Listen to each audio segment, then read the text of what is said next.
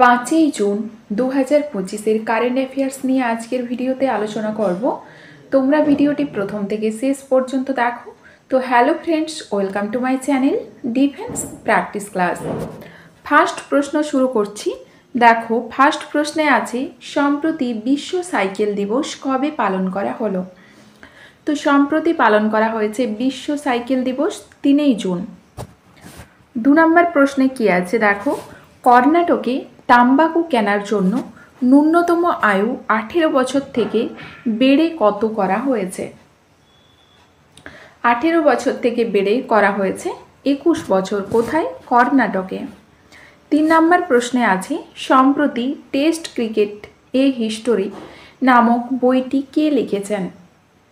সঠিক অ্যান্সার এখানে হবে টিম উইগমোর লিখেছেন এই বইটি, টেস্ট ক্রিকেট এ হিস্টোরি। সম্প্রতি কে 2026-এর জন্য সিআইআই অধ্যক্ষ নিযুক্ত করা হয়েছে? কাকে?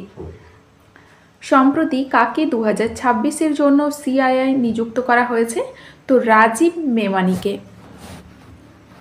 5 নম্বর প্রশ্নে আছে দেখো, সম্প্রতি কে টাটা কেমিক্যালসের অধ্যক্ষ নিযুক্ত করা হয়েছে? কাকে? সম্প্রতি কাকে নিযুক্ত করা হয়েছে টাটা কেমিক্যালসের অধ্যক্ষ হিসাবে? এস পদ্মনাভনকে।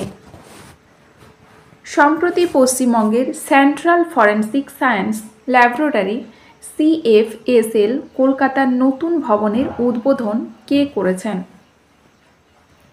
রাইট অ্যান্সার হবে অমিত শাহ করেছেন।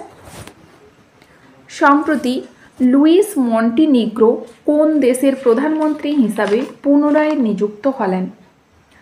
লুইস মন্টিনিগ্রো, রাইট অ্যান্সার হবে পর্তুগালের প্রধানমন্ত্রী হিসাবে পুনরায় নিযুক্ত হয়েছেন তিনি। দক্ষিণ এশিয়ার সবচেয়ে বড় ব্যাটারি এনার্জি স্টোরেজ সিস্টেম কোথায় স্থাপিত করা হয়েছে? রাইট অ্যান্সার এখানে হবে দিল্লিতে, BESS স্থাপিত করা হয়েছে এবং কিলোক্রিতে অবস্থিত, এটি দিল্লির কিলোক্রিতে অবস্থিত এবং 10 মেগাওয়াট ধারণ ক্ষমতা সম্পন্ন এটি। 9 নম্বর প্রশ্ন দেখো, নরওয়ে দাবা টুর্নামেন্ট 2025-এ ভারতের কোন যুব গ্র্যান্ডমাস্টার ম্যাগনাস কার্লসেনকে হারিয়েছে? কে হারিয়েছে? ডি গুকেশ। 19 বছর বয়সী ডি গুকেশ ম্যাগনাস কার্লসেনকে পরাজিত করেছেন তিনি।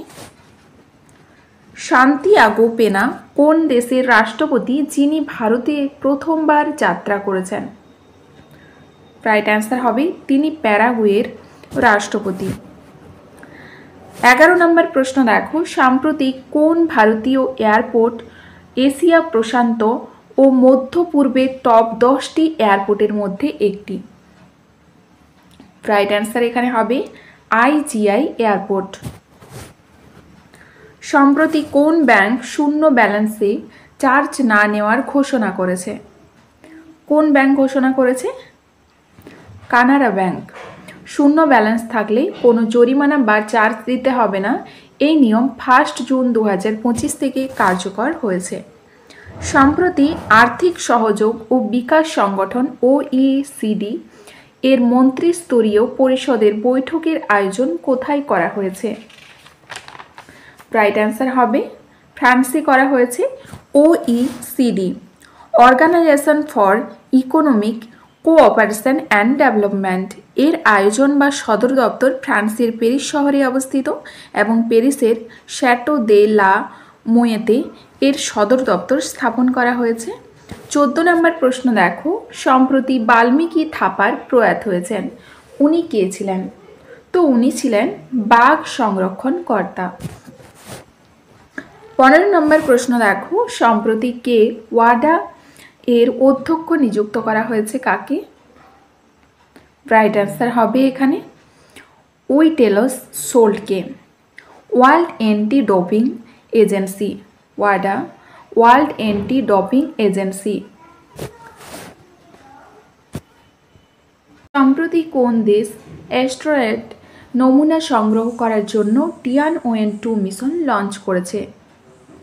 রাইট অ্যান্সার হবে চীন দেশ। সম্প্রতি কোন দেশের হেনরিক ক্লাসেন আন্তর্জাতিক ক্রিকেট থেকে অবসর নেওয়ার কথা ঘোষণা করেন? রাইট অ্যান্সার এখানে হবে দক্ষিণ আফ্রিকা। 18 নম্বর প্রশ্ন দেখো, স্টিল উৎপাদনে কোন দেশ প্রথম স্থানে আছে? তো প্রথম স্থানে আছে চীন এবং দ্বিতীয় স্থানে আছে ভারত। সম্প্রতি প্রধানমন্ত্রী মোদী কোন রাজ্যকে 50 বছর পূর্তি উপলক্ষে স্মারক মুদ্রা জারি করেছে?